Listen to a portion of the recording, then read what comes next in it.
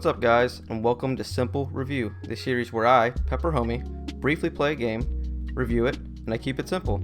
Let's get into it. Biomutant is a open world, post-apocalyptic RPG.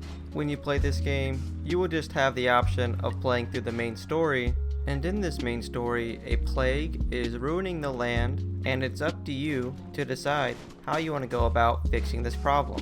You will encounter several different tribes that may offer certain solutions, but it's up to you to decide who you want to work with when trying to save the land. And that's pretty much the core concept of this game. When starting the game, you will have the option of creating your character. This process includes choosing between 6 different breeds that each have their own stats, allocating some stat points that affect the visual look of your character, choosing your character's elemental resistance, changing their appearance, and choosing between 5 different character classes that overall affect your style of gameplay.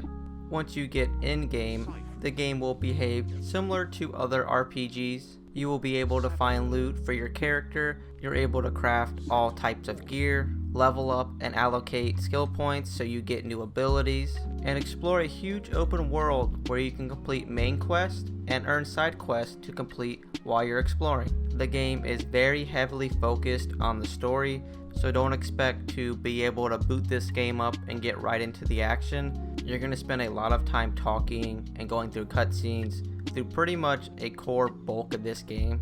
While going through these cutscenes and dialogues, you will occasionally encounter situations where you need to make a choice. Usually, these choices reflect upon yourself as being good or evil. These decisions overall will affect your interactions with future NPCs, so you'll need to figure out a general idea of how you want to play throughout this game.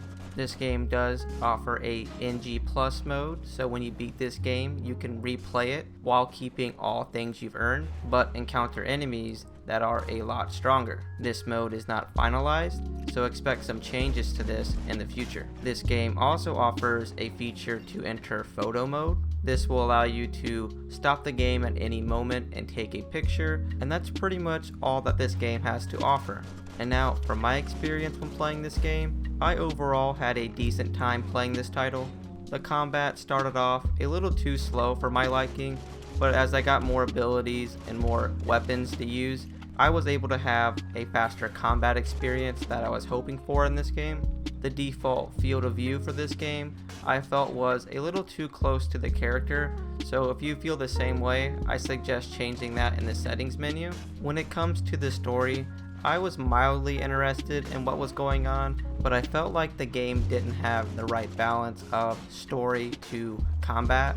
My whole combat experience was being interrupted by story and cutscenes about every 15 minutes or so, and that really hurt the flow of gameplay for me. I did, however, feel that the whole RPG experience itself was very well done. Everything you could hope for in a RPG was present and gave you the freedom to play the game how you wanted. And now, with all that being said, I'd have to give this game 7.5 pepperonis out of 10. This game overall is a very solid RPG, but is being held back by the unbalance of story to combat, and I feel that this game may not be worth the asking price of $60. So this might be something you should look for when it goes on sale. And that's all there is to this review. If you felt like you got a decent review of the game, please consider leaving a like and subscribing.